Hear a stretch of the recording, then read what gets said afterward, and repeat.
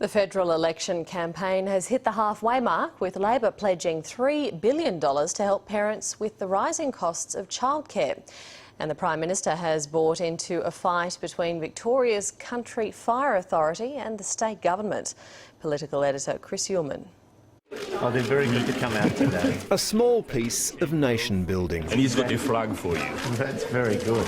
Bill Shorten's assembling the building blocks of Labor's childcare pitch. It's not just a women's issue, it's a government issue, it's a business issue. Labor is pledging $3 billion over 4 years to lift the income-tested childcare benefit and to raise the cap on the childcare rebate, which pays up to half of out-of-pocket costs. We are talking about investing in the development of our children in their very early years, and we're talking about investing in the Australian economy. Mr. President. The Coalition's childcare plan has stalled as it waits on the Senate to pass $3 billion in family benefit tax cuts to pay for it. They've spent $3 billion without having the faintest clue where that money is coming from. Let's go. Childcare matters in this campaign because it's aimed at the hip pocket nerve of parents in frontline seats. Education Department figures show there are more than 6,000 families receiving the childcare rebate in the ultra-marginal Queensland seat of Petrie. There are 30,000 more in the nearby marginals of Bonner, Brisbane, Ford and Griffith. In New South Wales, it's the Western Sydney electorates that stand out. There are 26,500 families receiving childcare rebates in Banks, Macarthur, Parramatta and Lindsay. The Prime Minister has seized on trouble brewing in Victoria. Respect the CFA, Malcolm.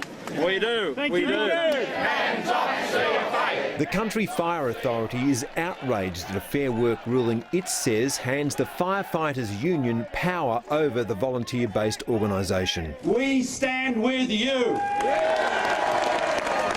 The state government is yet to settle on a response to the non-binding ruling, but Malcolm Turnbull has already made up his mind. We will ensure the law is changed to protect you from this takeover.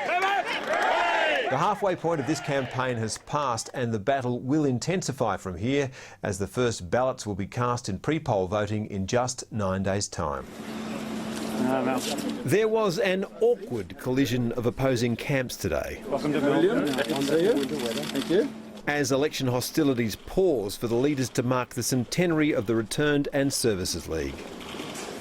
Lest we forget that this campaign should be about who's best able to unite the nation. Chris Uhlmann, ABC News, Canberra. The federal coalition has promised $50 million to upgrade the Barton Highway. The amount is well short of the $260 million committed by the former Howard government in 2007 to duplicate the road.